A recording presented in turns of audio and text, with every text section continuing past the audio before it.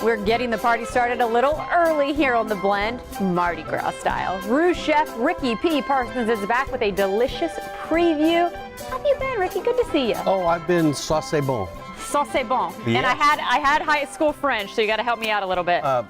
Pretty good. Pretty good. I remember bon was good. I had that much going for me. Well, anyways, we are glad to hear you are doing well. Glad you're back.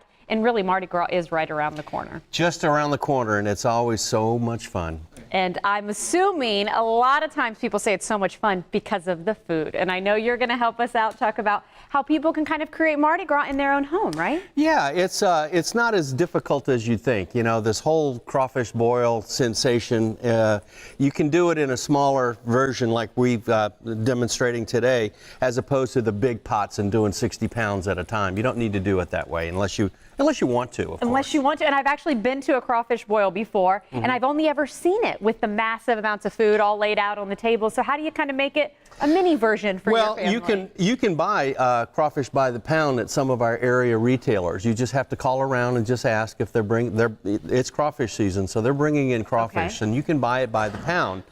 And the rule of thumb is a pound per person, unless you're a real aficionado that you can go through 5 pounds in a heartbeat like I can. I was going to ask how much you go for. Well, I usually start with 5 pounds because the crawfish are not very much. There's not a whole lot of meat in that little tail. That's the only part that you really eat. So it's really more about the experience of doing the boil and the smells and the live crawfish. The kids love to see the live crawfish. They're just crawling all over the place.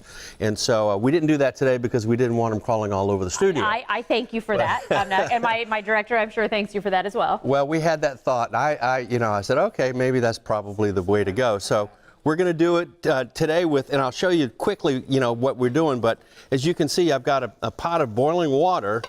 And it's as simple as this, salt. I always like it when chefs say how simple something is because I'm very basic knowledge in the kitchen, but I'm liking this. Salt. Look at salt. This is liquid crab oil that you can buy at Publix in the seasoning section. Okay, so that's just easy pour too. some, I'm good there. And you follow the instructions on it. It's got the instructions on the bottle, so you can tailor these things to your own taste if you want. But just follow the instructions and give it a quick stir. And what was the last thing you put in? That's cayenne pepper, which gives it the spiciness that Louisiana is famous for. And so you get that going, and then these are the things that actually create your own particular flavor. I'm big into boiling the onions in any kind of broth that I do so that you get that infusion of that flavor. And because we're in Florida, I'm going to use a lot of citrus. I love that. By the way, this I think is my favorite ingredient you're putting into this. So we've got oranges and lemons, and some people actually put pineapple, and you can put carrots, and you can put all kinds of things in here. But what we're going to do is sort of the basics. And then the traditional boil is like a low country boil where you also have corn on the cob right out of the produce department. Some little small red potatoes. These are called B-size if you want to actually talk to somebody that knows what they're talking about. And then this is andouille sausage. So you put all of that in there and you let that come to a boil. And it'll take probably, now that we've put all this cold stuff, it'll take a few minutes. Okay. But once it comes to a boil, then you add your crawfish, your live crawfish, let it come to a boil again, turn it off. Put the lid on it, set your timer for 30 minutes, and then everything is done. Okay, I gotta say, I love these exact directions that you are giving for this. It's so simple, and it's just like, and this, what happens is this allows you that 30 minutes to go open your favorite adult beverage and sit back and relax. It is Mardi Gras after all. It is Mardi Gras, so that's part of the experience is to just enjoy life. Well, and part of the reason too Mardi Gras is always so popular, the sweets. I know we're focusing on what we got to touch on the fact you've got king cake.